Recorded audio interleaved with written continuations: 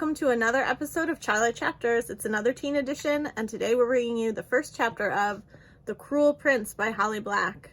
It's an amazing, amazing book, and I hope you get excited when you hear the first chapter and check it out. The Cruel Prince by Holly Black. Prologue. On a drowsy Sunday afternoon, a man in a long, dark coat hesitated in front of a house on a tree-lined street. He hadn't parked a car, nor had he come by taxi. No neighbor had seen him strolling along the sidewalk. He simply appeared, as if stepping between one shadow and the next. The man walked to the door and lifted his fist to knock. Inside the house, Jude sat on the living room rug and ate fish sticks, soggy from the microwave, and dragged through a sludge of ketchup. Her twin sister Taryn napped on the couch, curled around a blanket, thumb in her fruit punch-stained mouth. And on the other end of the sofa, their older sister Vivienne stared at the television screen, her eerie, split-pupiled gaze fixed on the cartoon mouse as it ran from the cartoon cat. She laughed when it seemed as if the mouse was about to get eaten. Vivi was different from other big sisters, but since 7-year-old Jude and Taryn were identical, with the same shaggy brown hair and heart-shaped faces, they were different too. Vivi's eyes and the lightly furred points of her ears were, to Jude, not so much more strange than being the mere version of another person. And if sometimes she noticed the way the neighborhood kids avoided Vivi or the way their parents talked about her in low, worried voices, Jude didn't think it was anything important. Grown-ups were always worried, always whispering. Taryn yawned and stretched, pressing her cheek against Vivi's knee. Outside, the sun was shining, scorching the asphalt of driveways. Lawnmower engines whirred, and children splashed in backyard pools. Dad was in the outbuilding, where he had a forge. Mom was in the kitchen cooking hamburgers. Everything was boring. Everything was fine. When the knock came, Jude hopped up to answer it. She hoped it might be one of the girls from across the street, wanting to play video games or inviting her for an after-dinner swim. The tall man stood on their mat, glaring down at her. He wore a brown leather duster despite the heat. His shoes were shod with silver, and they rang hollowy as he stepped over the threshold. Jude looked up into his shadowed face and shivered. "Mom!" she yelled. "Mom! Someone's here!" Her mother came from the kitchen, wiping wet hands on her jeans. When she saw the man, she went pale. "Go to your room," she told Jude in a scary voice. "Now!" "Whose child is that?" the man asked, pointing at her. His voice was oddly accented. "Yours? His?" "No one's." Mom didn't even look in Jude's direction. "She's no one's child." That wasn't right. Jude and Taryn looked just like their dad. Everyone said so. She took a few steps toward the stairs, but didn't want to be alone in her room. Vivi, Jude thought. Vivi will know who the tall man is. Vivi will know what to do. But Jude couldn't seem to make herself move any farther. "I've seen many impossible things," the man said. "I have seen the acorn before the oak. I have seen the spark before the flame. But never have I seen such as this, a dead woman living, a child born from nothing." Mom seemed at a loss for words. Her body was vibrating with tension. Jude wanted to take her hand and squeeze it, but she didn't dare. "I doubted Bailkin when he told me I'd find you here," said the man, his voice softening. "The bones of an earthly woman and her unborn child in the burned remains of my estate were convincing. Do you know what it is to return from battle, to find your wife dead, your only heir with her? To find your life reduced to ash?" Mom shook her head, not as if she was answering him, but as though she was trying to shake off the words. He took a step toward her, and she took a step back. There was something wrong with the tall man's leg. He moved stiffly, as though it hurt him. The light was different in the entry hall, and Jude could see the odd green tint of his skin and the way his lower teeth seemed too large for his mouth. She was able to see that his eyes were like Vivi's. "I was never going to be happy with you," Mom told him. "Your world isn't for people like me." The tall man regarded her for a long moment. "You made vows," he said finally. She lifted her chin. "And then I renounced them." His gaze went to Jude, and his expression hardened. "What is a promise from a mortal wife worth? I suppose I have my answer." Mom turned. At her mother's look, Jude dashed into the living room. Taryn was still sleeping. The television was still on. Vivienne looked up with half-lidded cat eyes. "Who's at the door?" she asked. "I heard arguing." "A scary man," Jude told her, out of breath even though she'd barely run at all. Her heart was pounding. "We're supposed to go upstairs." She didn't care that Mom had told only her to go upstairs. She wasn't going by herself.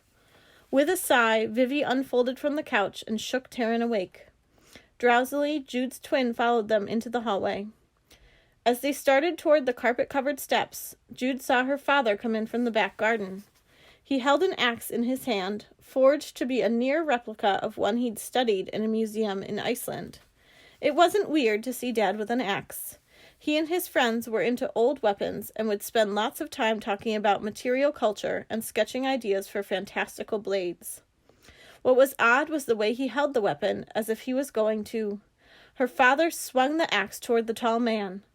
He had never raised a hand to discipline Jude or her sisters, even when they got into big trouble. He wouldn't hurt anyone. He just wouldn't. And yet, the axe went past the tall man, biting into the wood trim of the door.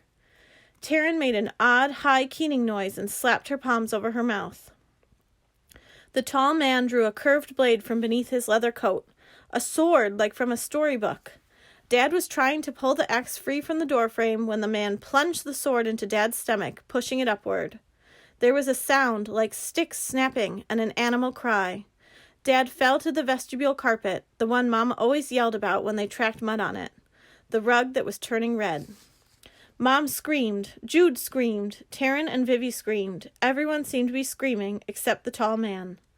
"Come here," he said, looking directly at Vivi. "You monster," their mother shouted, moving toward the kitchen. "He's dead." "Do not run from me," the man told her. "Not after what you've done. If you run again, I swear I..." But she did run. She was almost around the corner when his blade struck her in the back. She crumpled to the linoleum, falling arms knocking magnets off the fridge. The smell of fresh blood was heavy in the air, like wet, hot metal. Like those scrubbing pads Mom used to clean the frying pan when stuff was really stuck on. Jude ran at the man, slamming her fists against his chest, kicking at his legs. She wasn't even scared. She wasn't sure she felt anything at all. The man paid Jude no mind. For a long moment he just stood there, as though he couldn't quite believe what he'd done. As though he wished he could take back the last 5 minutes. Then he sank to one knee and caught hold of Jude's shoulders. He pinned her arms to her sides so she couldn't hit him any more, but he wasn't even looking at her. His gaze was on Vivienne. "You were stolen from me," he told her. "I have come to take you to your true home in Elfheim beneath the hill. There you will be rich beyond measure. There you will be with your own kind." "No," Vivi told him in her somber little voice. "I'm never going anywhere with you." "I'm your father," he told her, his voice harsh, rising like the crack of a lash. "You are my heir and my blood, and you will obey me in this as in all things." She didn't move, but her jaw set. "You're not her father," Jude shouted at the man. Even though he and Vivi had the same eyes, she wouldn't let herself believe it. His grip tightened on her shoulders, and she made a little squeezed, squeaking sound, but she stared up defiantly. She'd won plenty of staring contests. He looked away first, turning to watch Taryn, on her knees, shaking Mom while she sobbed, as though she was trying to wake her up. Mom didn't move. Mom and Dad were dead. They were never going to move again. "I hate you," Vivi proclaimed to the tall man, with a viciousness that Jude was glad of. "I will always hate you. I vow it." The man's stony expression didn't change. "Nonetheless, you will come with me. Ready these little humans. Pack light. We ride before dark." Vivienne's chin came up. "Leave them alone. If you have to, take me, but not them."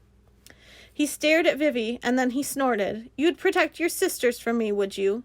Tell me then, where would you have them go?" Vivi didn't answer. They had no grandparents, no living family at all. At least, none they knew. He looked at Jude again, released her shoulders, and rose to his feet. "They are the progeny of my wife, and thus my responsibility.